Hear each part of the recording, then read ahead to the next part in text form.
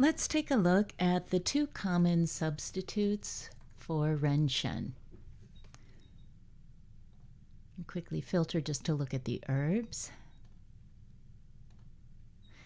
You'll notice on a number of the formulas, if it calls for Ren Shen, it will often say may substitute with Dong Shen or Taizi Shen.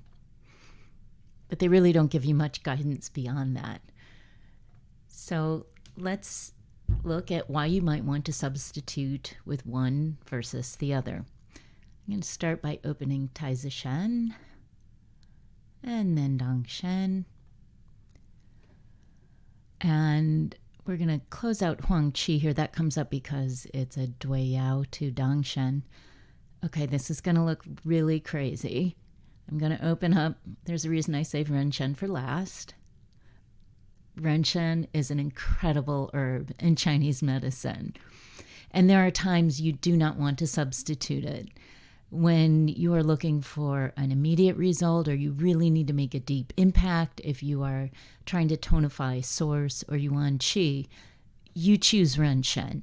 And you can just see from everything it's used in, it's a really important herb. But it has two C's going against it. One, it can be cloying, and two, it can be costly. So if they don't need Ren Shen, you might want to choose Dong Shen or Taizi Shen. So first I'm going to come and filter this out so we're only looking at indications and herbs and details.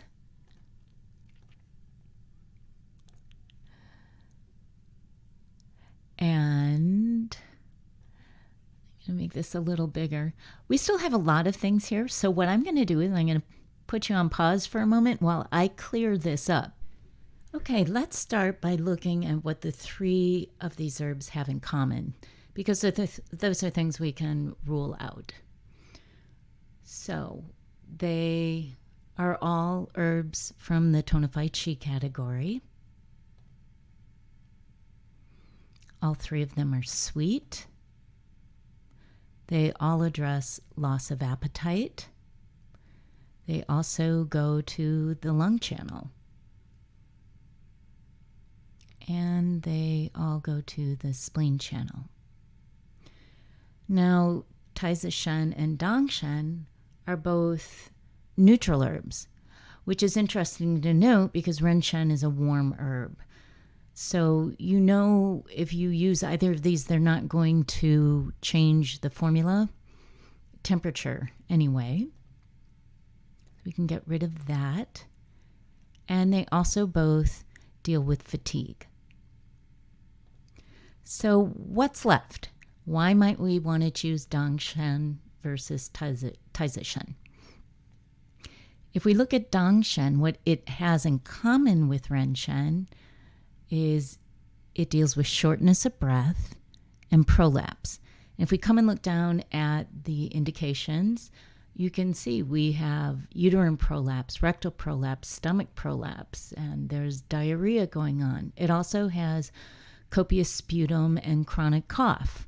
So if you're having prolapse issues and some lung issues, it looks like this could be the herb you would want to choose. Now, Taizi Shen, what it has in common with Ren Shen is it's bitter. It also addresses thirst, fever, fluid loss, and some of it, the other things. It deals with spontaneous sweating, which you could see over here. Ren Shen deals with sweating, so they both can address some of the sweating issues. It's aftermath of febrile disease and pediatric. This is interesting. Let's quickly pull this up and see what's going on here.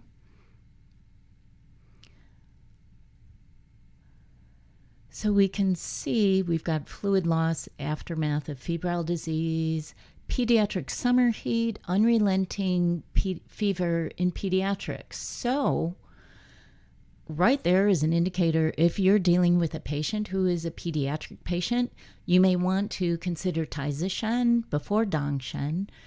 But also, if this is a formula that's dealing more with fevers, aftermath of fever, or there's been fluid loss, then Shen would probably be the herb that you would want to consider over Shen. Hope that helps.